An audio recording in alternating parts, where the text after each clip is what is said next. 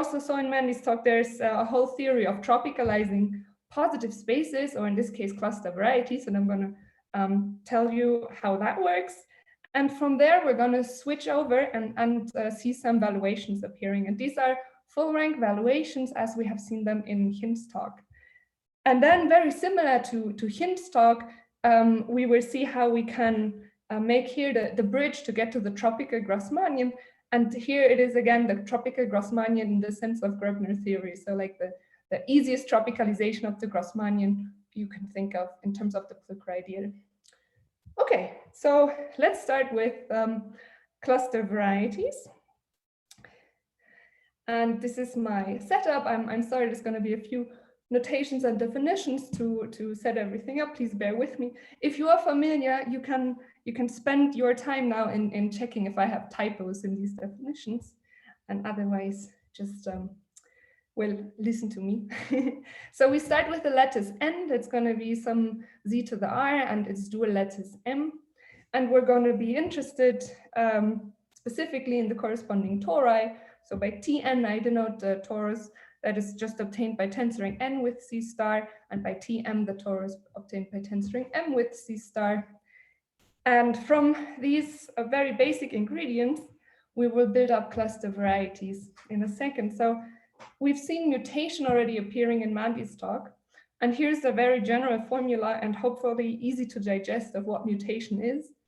So mutation depends now on 2 points in the two lattices, one in n and one in the dual lattice.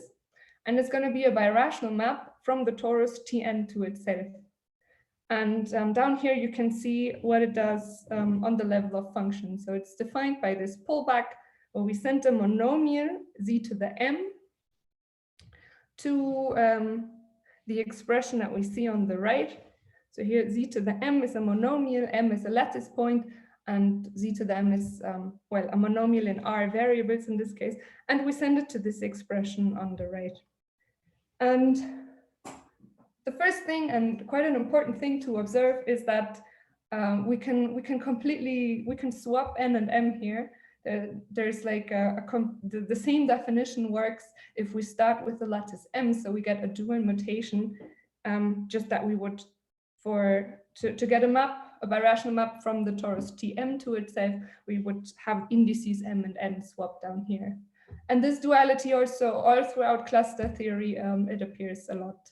Like the theory is built very similar to toric geometry, where you also always have a lattice and the dual lattice. And here it's like very similar. So I would give you one more ingredient, and then we can actually already define the cluster varieties. So far we just have two lattices, and we have this definition of mutation. And the one extra ingredient is a skew-symmetric bilinear form. So for the experts, this is a special case, as you might notice, but for me, this is completely sufficient for this talk. And now to start gluing tori to obtain cluster varieties, because that's what they are in the end. The cluster variety is as a union of the torus Tn or Tm glued many times to itself. So to start this process of gluing, I will fix a basis for n, S, and such a basis will be called a seed. And for all my basis elements, E1 to ER of n, I also define these elements in M that are obtained by just taking my basis element ER, plugging it into my skew-symmetric bilinear form, and leaving the second spot blank. So this is naturally an element of the dual lattice M. And so this is my setup. For the rest of the talk, I will be thinking of a lattice, a dual lattice. I will fix a basis for my lattice M, and I will fix a skew-symmetric bilinear form. And now I can, sorry, I forgot. I will, the tropicalization already appears in this point. And this is a small exercise for the people that are very much into tropical geometry. I can now specify in my mutation the points minus EK and VK. So minus EK is a point in M, VK a point in M. And if I tropicalize the mutation, that will give me a map from the lattice N to itself. And you can verify that what it does to to an element EI is the following here. So you can check that tropicalizing this mutation map gives me what is actually a pseudo reflection on the lattice M. And every such pseudo reflection obtained from this tropicalization will give me another seed. So seeds will be everything that I can get from my fixed basis S by applying these pseudo reflections obtained from tropicalizing the mutation. So I will denote the new seed by mu k of S, where k is in accordance to the basis element that I have chosen.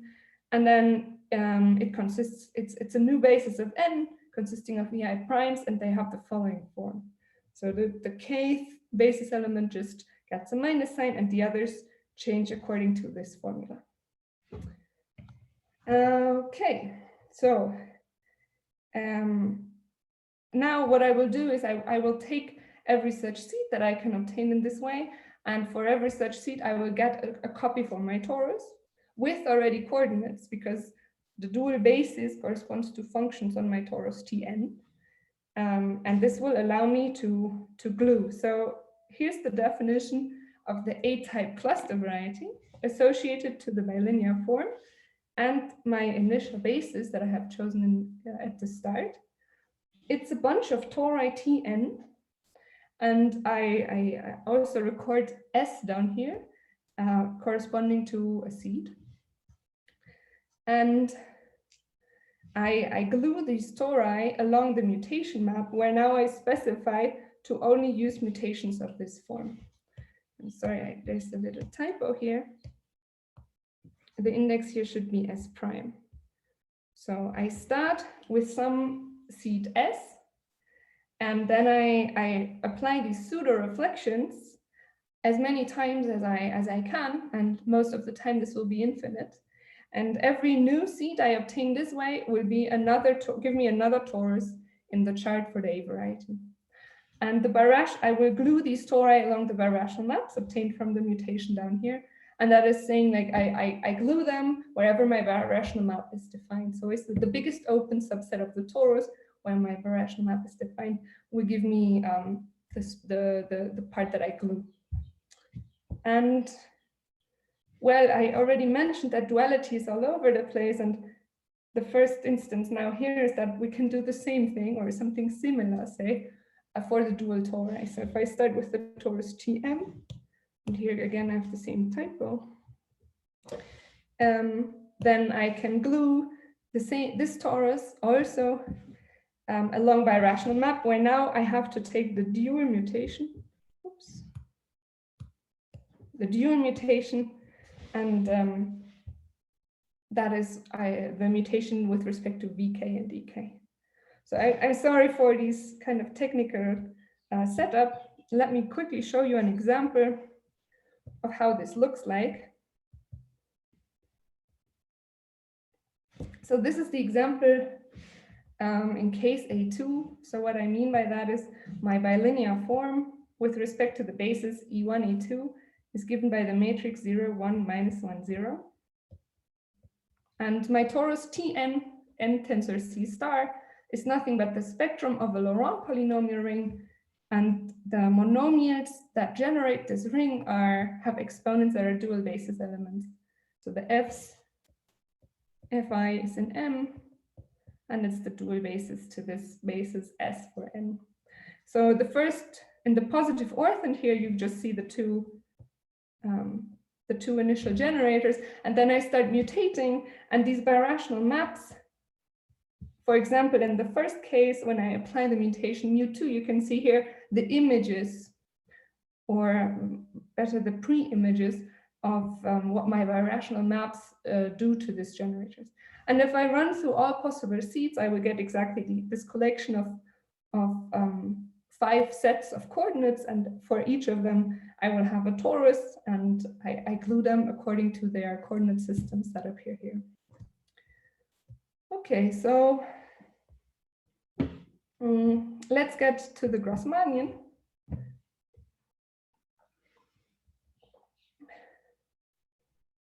So as I restrict myself to a skew-symmetric bilinear form and some fixed basis EI, on the lattice, I might as well translate that to more combinatorial data. There's going to be a quiver where the vertices of my quiver are now in correspondence with the basis elements, 1 to r in this case.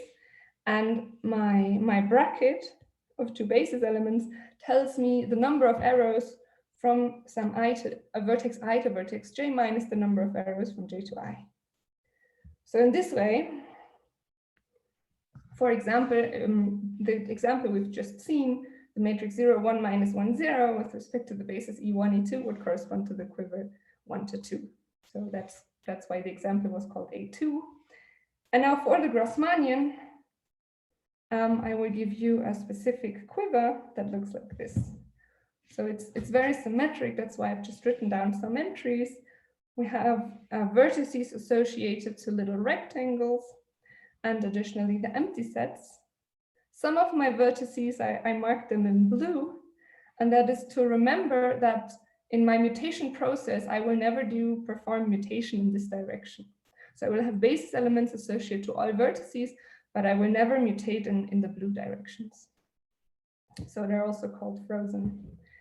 And you can count maybe that here we exactly have n minus k times k plus 1 many vertices. So that is 1 more than the dimension of the Grassmannian. And in fact, Scott showed, or you can deduce from Scott's work, that this quiver defines a cluster variety that is not inside the Grassmannian, but inside the affine cone over the Grassmannian. So if we take now as information this quiver, and as the standard basis of our lattice n as input for our cluster variety, and we do all the recipe, what we will get is an A cluster variety inside the affine cone of the Grassmannian Kn. And we can make this a bit more explicit. So let now S0 be my first lattice basis that I associate with this quiver, and well, it's indexed by I times j because my quiver vertices are indexed this way, and that Fi times j be the dual basis. Then we find that our first torus is of this form, so it's n tensor C star, but in particular we can write it as the spectrum of this Laurent polynomial ring, and where the exponents are Fi times j, or plus minus respectively, because we're looking at Laurent polynomials. So we're having Laurent polynomials in n times k minus n plus 1 many variables, and the Fi times j's are basis elements in the lattice of that rank. And in fact, z to the Fi times j, so with positive exponent, in Scott's theorem, you would identify it with a certain Plücker coordinate. And I've written down the explicit index set for the coordinate here, so it consists of 2 intervals. You can verify that the size of this index set is k, and well, I and j appearing here in F tells you exactly what these intervals are.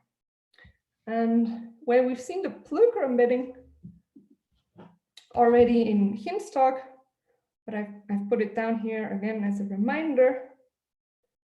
So in case you just joined, so the Plücker coordinates, what I mean by that is I take my Grassmannian. Here, points in my Grassmannian are vector spaces, subvector spaces of C to the n of dimension k. So I can fix the basis for such a vector space, and I can send it to the wedge product of these basis element, and then the corresponding line of that wedge product inside the projective space over the kth wedge product of C to the n. And now my Plücker coordinates appear naturally as coordinates on this projective space. Maybe I should pause a second if there are any questions, not about the Plücker embedding specifically, but maybe about the connection to the Grassmannian up here. Okay, great. In any case, feel free to interrupt me, like at any point. Okay, so this is our setup.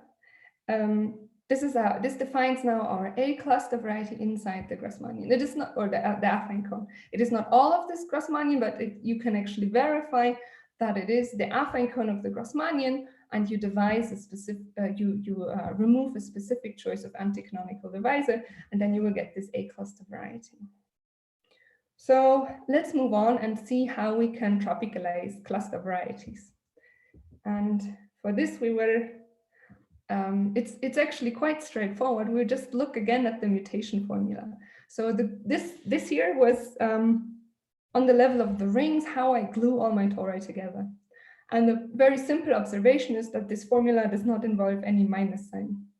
And we will take advantage of that, because that essentially says, if we look at our cluster, right, it's a scheme, and if we look at it over a ring or something a bit more general that does not have subtraction, it is still well defined. So what this means precisely is we can consider points over semi-fields of cluster varieties. And with semi-fields, like roughly speaking, I mean fields without subtraction. So if we look at what happens to a torus, we take a torus, an algebraic torus, as a scheme, and we want to look at, we fix some semi-field P, and we want to know what are the P points of this torus, then we'll find out that it's nothing but the lattice n that defined our torus in the first place, tensored over the integers with P. So for one chart of our cluster variety, its P points will be the same thing, just copy of my lattice tensored with my semi-field. And in particular, this gives us identifications of my A variety, the P points of my A variety, or similar, the P points of my X variety, with the same thing, just the torus tensored with the semi-field. Just have to be careful here, because I wrote down in the notation here restricting to a specific torus, because these identifications are not canonical. Like the not have a linear structure that you would find on these tensor products.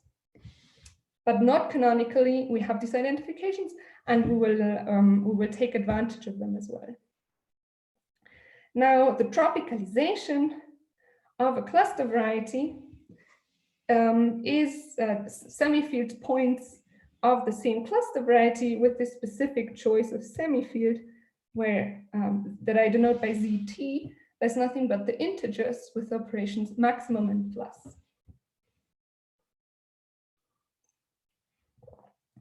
And to be precise, or I think often this is called the integral points of the tropicalization. So you might also replace the integers with the reals and call that tropicalization.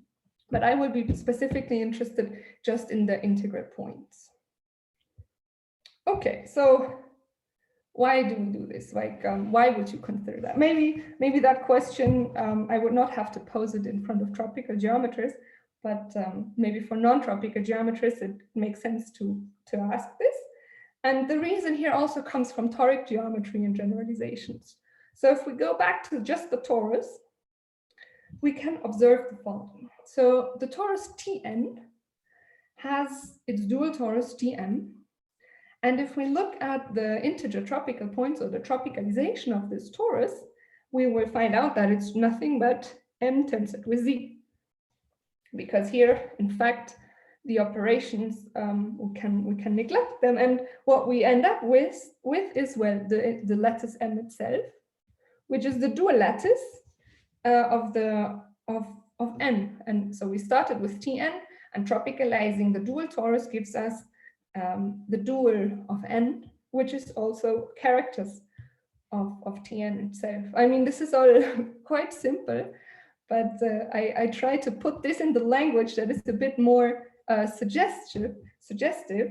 And the key observation is here that the tropicalization of the dual torus parametrizes a basis for regular functions on our torus, right? I mean, we've seen this already in the very beginning by just taking the dual basis, but this is here the key observation, that we can also get to generators, or actually basis elements for this ring by considering the tropicalization of the torus. And now the theory of cluster varieties steps in here and tries to generalize exactly this observation to cluster varieties. So what does this look like in cluster language? This is called the Fock Goncharov conjecture, sometimes the full Fock Goncharov conjecture. And it states the following. The tropical points, or the tropicalization of my X variety, or dually the tropicalization of my A variety, parameterizes a basis for regular functions on the A variety, respectively on the X variety. So if I want to know a basis for regular functions on the A variety, what I would look at would be the tropicalization of the dual cluster variety. And well, the first devastating news is that unfortunately, cluster varieties are a bit more complicated than tori, and this is false in general. So there a counterexample can be found in a paper by Gross Hacking Keel that is called Birational Geometry for Cluster Varieties. But also, remember, we're looking at a very nice case here. We're looking at the Grassmannian, and in this case, the conjecture, is true. So for the A variety inside the affine cone of the Grassmannian, oh no, I'm sorry, my iPad fell asleep. So for this variety, the full Fock Goncharov conjecture is true. Maybe that's a good point to wait for questions or so.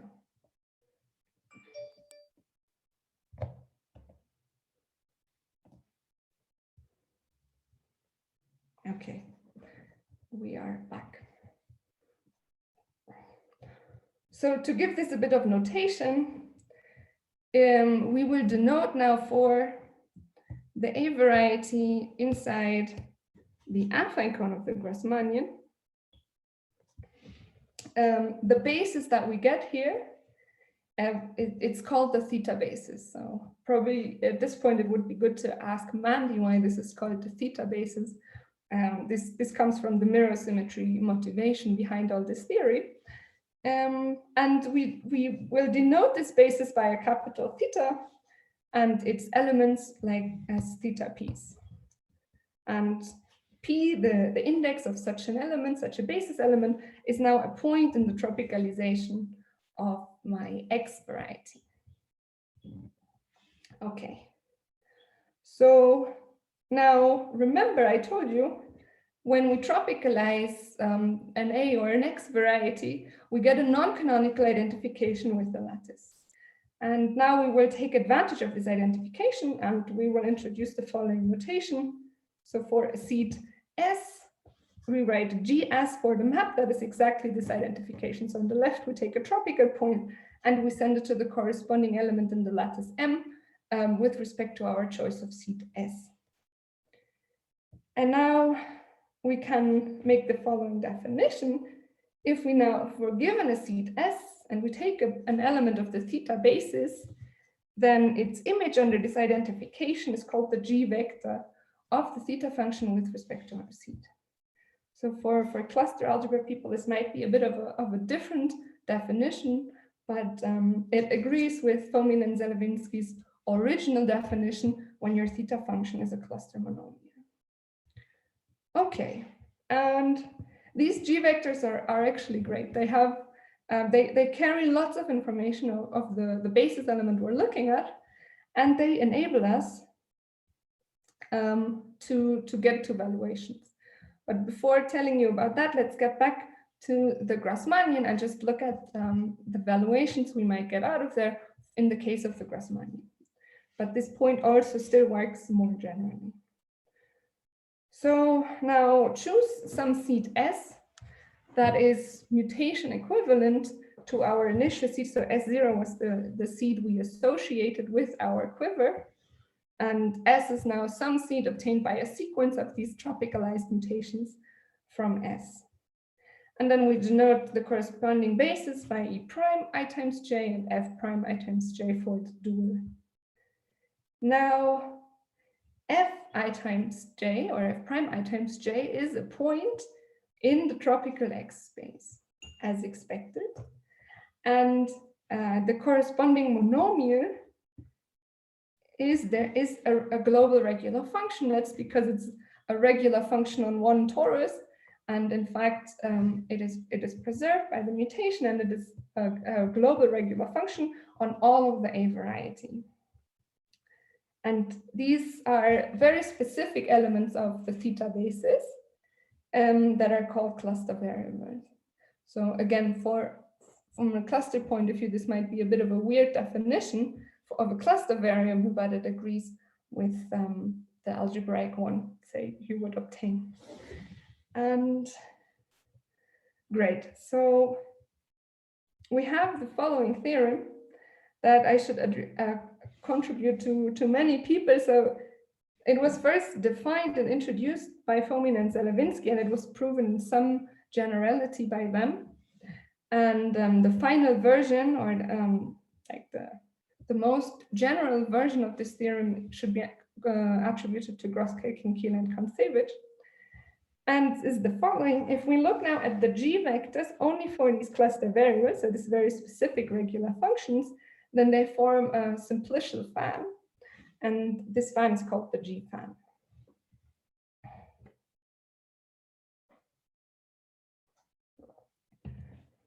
And in fact, every maximal cone in this fan corresponds to one of our seeds, and the rays will tell you what are the cluster variables of that seed, because all rays correspond to cluster variables.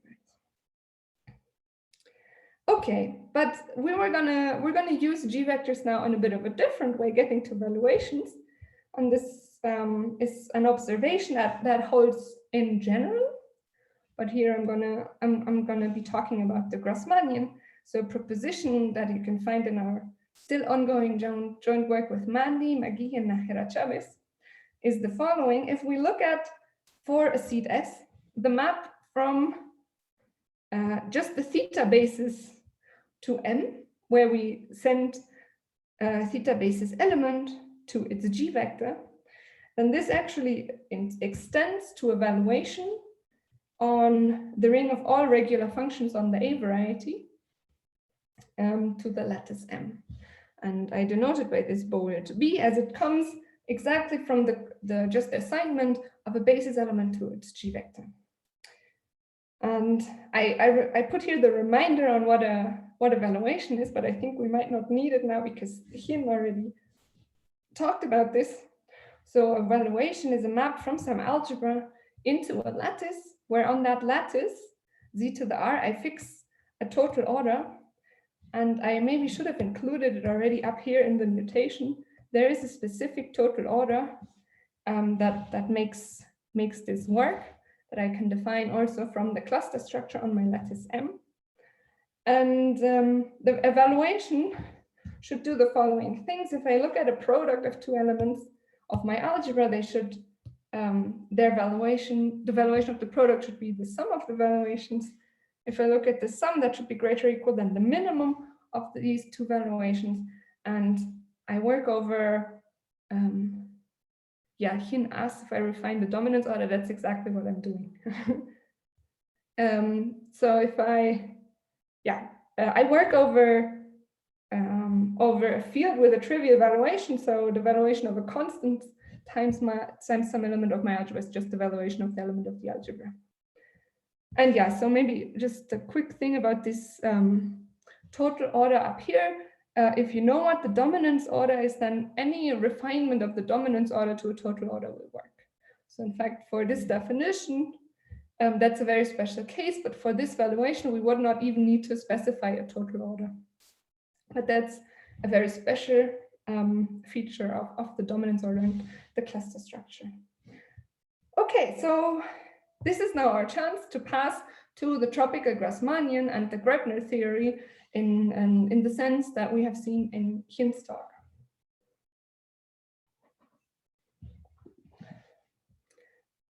So let's go to the tropical Grassmannian. We take the algebra AKN, which is nothing but the homogeneous coordinate ring of the Grassmannian with respect to its Plücker embedding.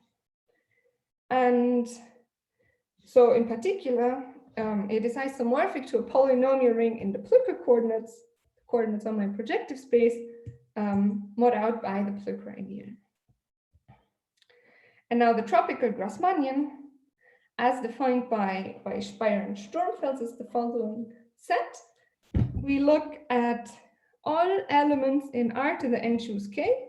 So we have n choose k many variables. n choose k many Plücker coordinates, and we look at all those elements in R to the n choose k, such that the initial ideal of the Plücker ideal does not contain any monomials. And so, as I said, we work over the complex numbers with the trivial valuation. So this tropicalization is, in fact, the support of a fan, a polyhedral fan, and we fix the fan structure that is given by the Gregner fan. So in particular, 2 points, V and W, lie in the relative interior of one cone if their initial ideals, the initial ideals of the Plücker ideal, coincide. And I put also a small reminder of what an initial ideal is. Here I work with the min convention, but you might change that for max, just as it's just a matter of taste. So for example, if I have a polynomial here in 2 variables with 3 monomials, and I choose the weight 1, 0, where 1 should be the weight of the first variable and 0 the one of the second, then my initial ideal would just give me x2, which has a weight 0, where the other monomials have positive weight. And then the initial ideal of, in this case, the Plücker ideal, is generated by all the initial forms of elements inside this ideal. Okay, so now comes a construction of how we can get from evaluation to a point in the tropicalization. And this is also very, very similar to what Kim told us. So first of all, we need another condition on our evaluation.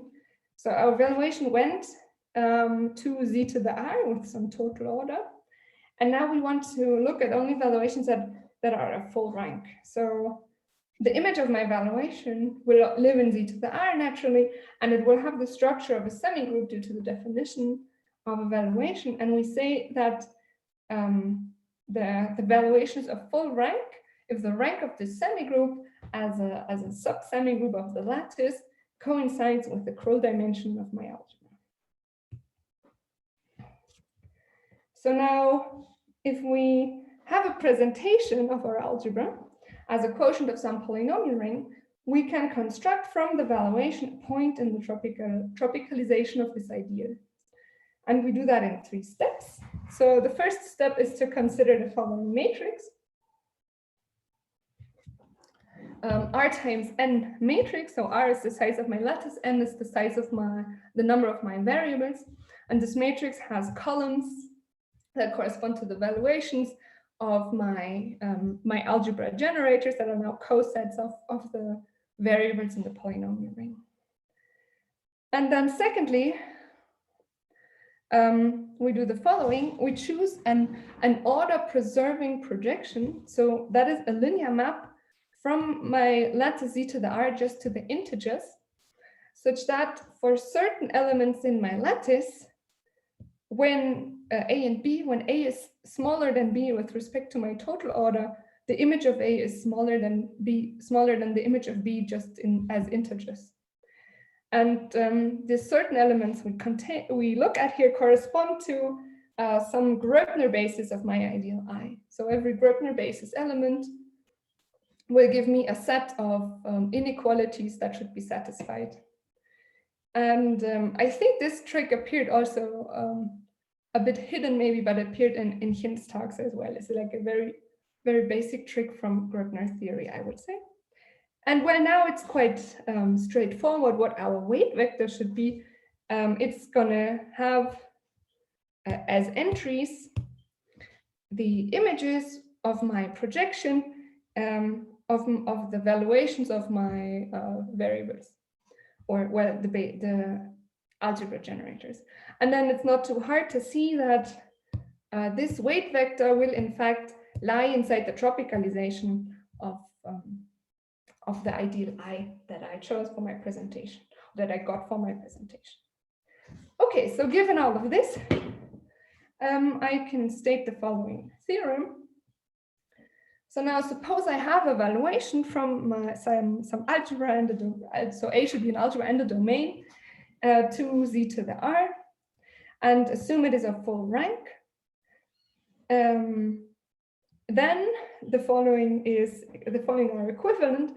the image of the valuation, so it's also called the value semigroup sometimes, is finitely generated as a semigroup if and only if I can find some presentation of my algebra as a quotient of a polynomial ring, such that the corresponding initial ideal, and here this W is the weight vector that I've just constructed, that lies in the tropicalization, and this initial ideal should be binomial and prime. So that's the equivalence. If I have a full rank valuation with finitely generated semigroup, then I can find a presentation of my algebra such that the corresponding weight vector of the valuation gives me a binomial and prime initial ideal. So my weight vector WV that normally lives in the tropicalization of this ideal now lives in the relative interior of a maximal cone, and moreover the ideal is prime, so Hien called this a maximal prime cone. And these are exactly the type of initial degenerations that will give you toric degenerations of, well, the spectrum of the algebra or the vanishing set of the ideal. Okay, maybe I will pause a second. See if there are questions or comments at this point. Okay, doesn't seem to be the case, so let's move on and look at the valuation that we were interested in, coming from the cluster structure and the G vectors on the Grassmannian, respectively the affine cone.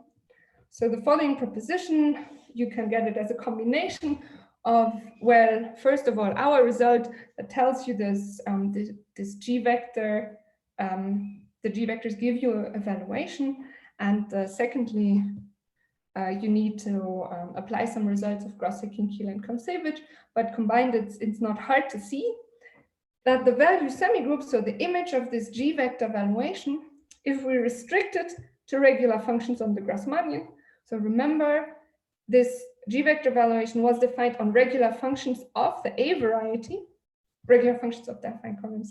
So and the A variety lives inside the affine cone of the Grassmannian. So in particular, it has more regular functions than the Grassmannian, but any regular functions on the affine cone of the Grassmannian is also a regular function on the A variety. So when we consider the restriction of this G vector valuation, then the value semigroup of that is actually finitely generated. So this is the yeah, so this is one half of the theorem here above, what we would need. And moreover, this is exactly the criterion that you would need in Anderson's work to construct a toric degeneration of the Grassmannian.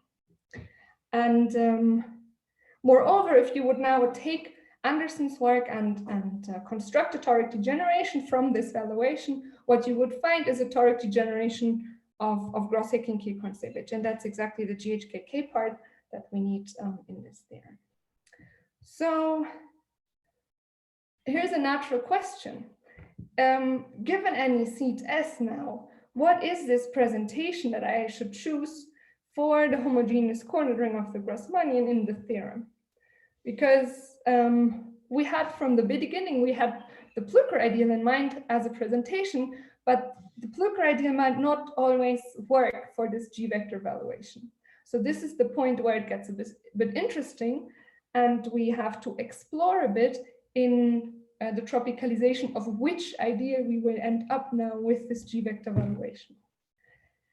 And this is the part where it's no longer possible to give general explicit answers, but we can go to nice examples of Grassmannians. In this case, the Grassmannian 2n and 3,6. Oh, I'm sorry, I wrote 3n. I was very optimistic, but I should replace this by 6 to not lie. Okay, so let's just look at these two small Grassmannians to see the difficulties that lie behind this theorem. So it's a very nice theorem. It gives you this equivalence, and it tells you, great, so you have this nice full rank valuation with finitely generated value semigroup, and it corresponds to a point, or more generally an open cone inside the tropicalization of some ideal, but what's that ideal? And Well, why do we consider these Grassmannians? From the cluster point of view, this might be quite obvious. It's because they have only finitely many seeds. So we only have finitely many G-vector evaluations to consider. There are two more cases where we only have finitely many seeds as well. That would be the Grassmannians 3.7 and 3.8. But beyond that, if you start with this quiver I gave to you and you start mutating, you will always end up with infinitely many seeds. And well, it gets quite hard to say something that holds for all seeds in these cases. But let's stick to these nice examples for now. And the answer for the Grassmannian 2n is quite straightforward actually and quite easy. And also, I mean, many people, I guess, would know this, and it's just the Plücker ideal. And how do we know that?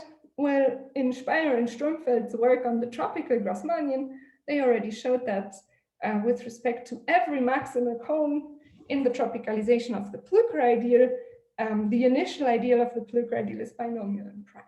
So here actually, we don't need anything else. We can just take the Plücker ideal, and the same thing works for all the G-vector evaluations. They will be associated with certain positive cones in the tropicalization of the Plücker ideal.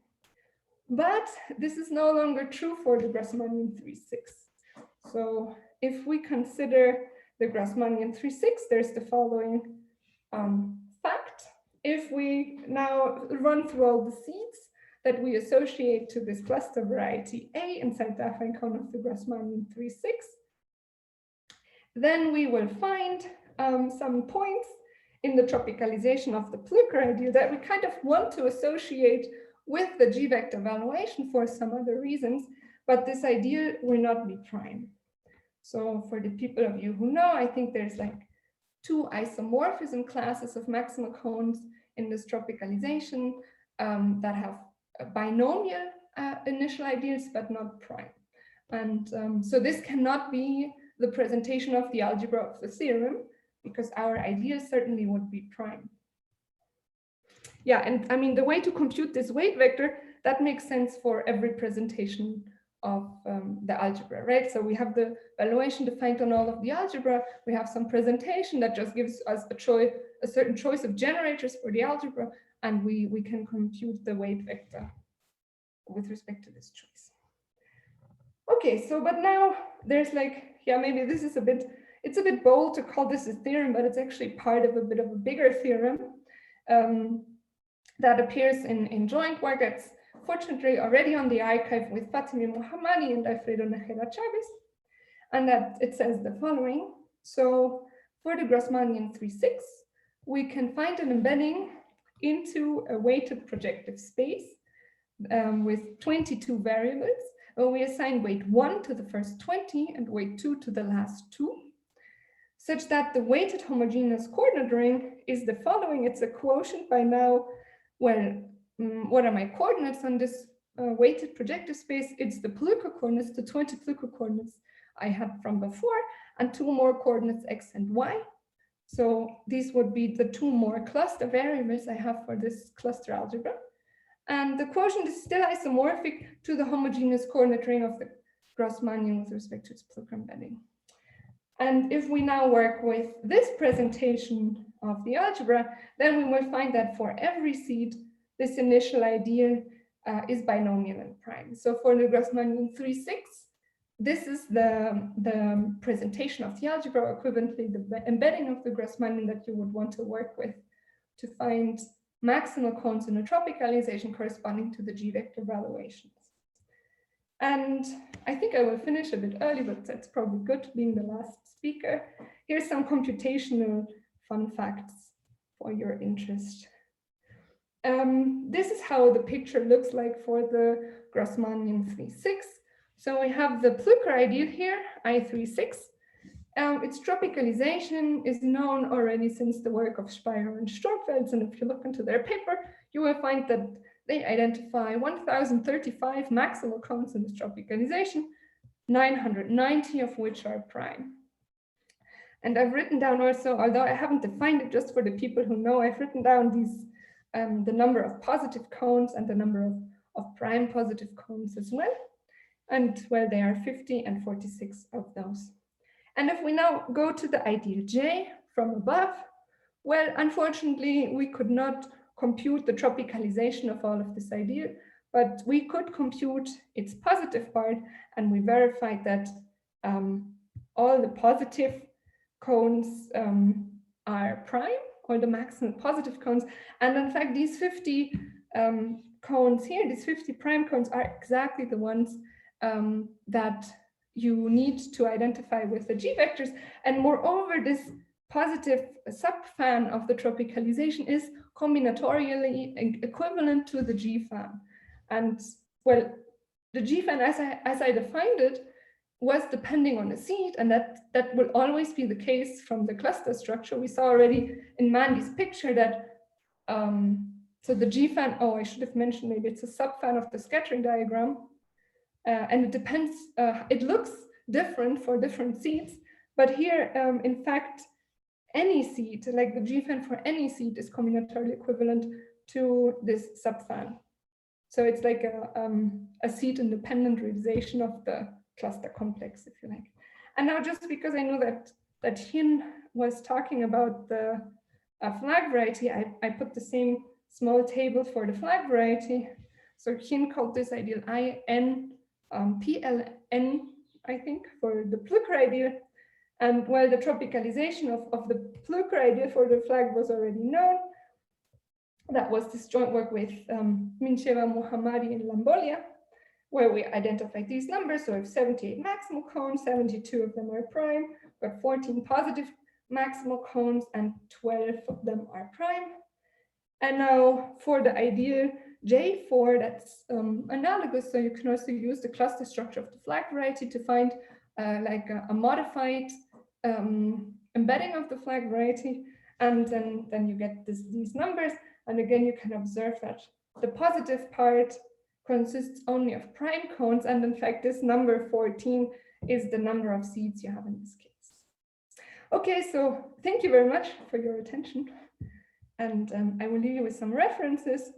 These are, the first three are on my work that went into this talk, and then there's some background on cluster varieties and more.